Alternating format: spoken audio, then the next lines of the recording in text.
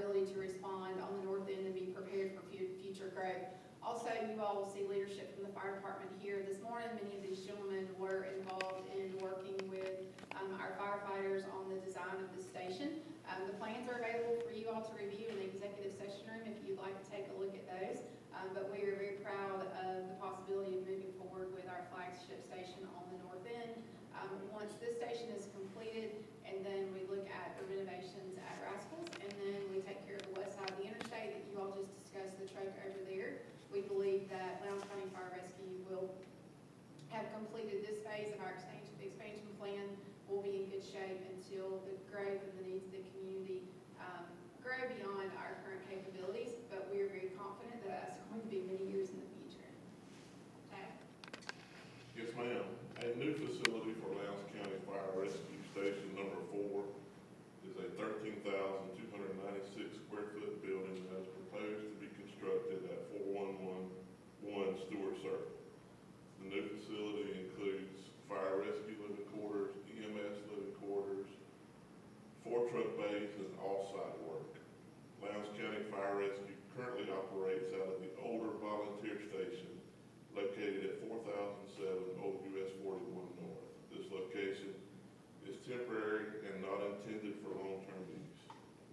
The new station is the next step in the previously approved expansion plan for Lowndes County Fire Rescue. Staff opened bids on May 23rd and received 5 bids.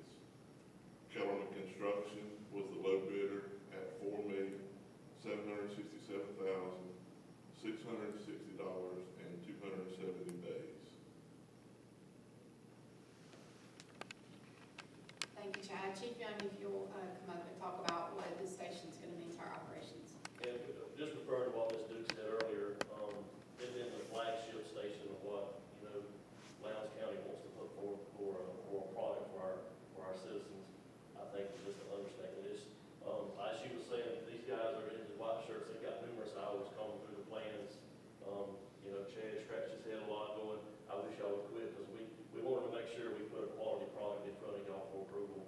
And I think we've made it. If y'all want to review the plans, we'll be more than happy to walk over the video and answer any questions that you have. But just, the partnership that we're going to have with SGMC also, with the possibility of putting another squad there at Station 4, I think this shows how we're going to be able to provide a service for the northern part of the community, not only fire, but EMS. And, as Chad was saying in his statement, that station being a temporary station that they're living in now, the guys, they're in tight quarters, but it's working. But they're in a building that has been there.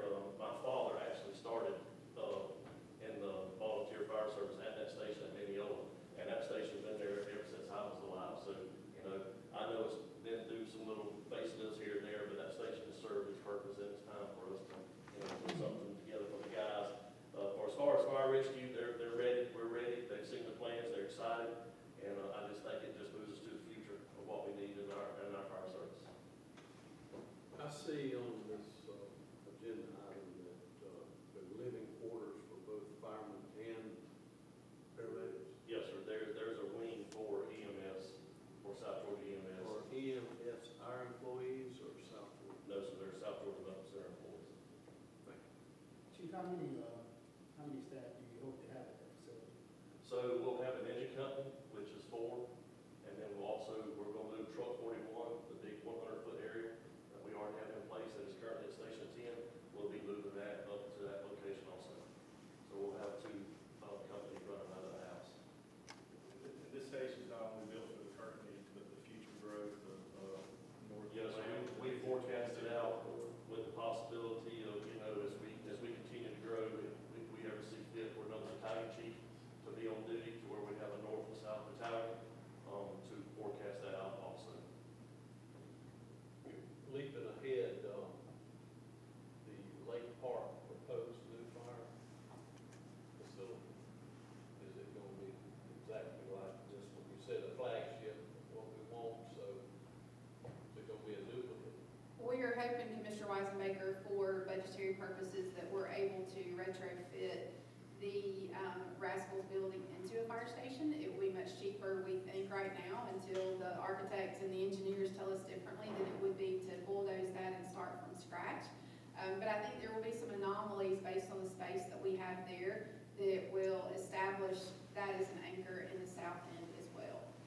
But if we were to receive the information from the architects and the engineers that we did need to level the old asphalt to rebuild on that site, then this would be the station that we would duplicate here. Yes, sir. Absolutely. Lake Park would have living quarters for firemen and EMS. Yes.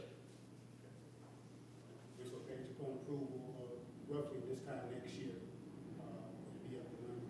Yes, sir. Chad's already coordinated with the low bidder, and they're on hold pending you all's approval. We plan to have a groundbreaking sometime in July, so we'll make sure that we coordinate around everyone's schedules before we lock in that date, because we know that this is going to be an important thing that you all are going to want to be there for. Paige, this is gonna be paid out of SPOS 8, correct? Correct. Very excited to see so many competitive bids on this project. And actually, under budget, our original budget estimate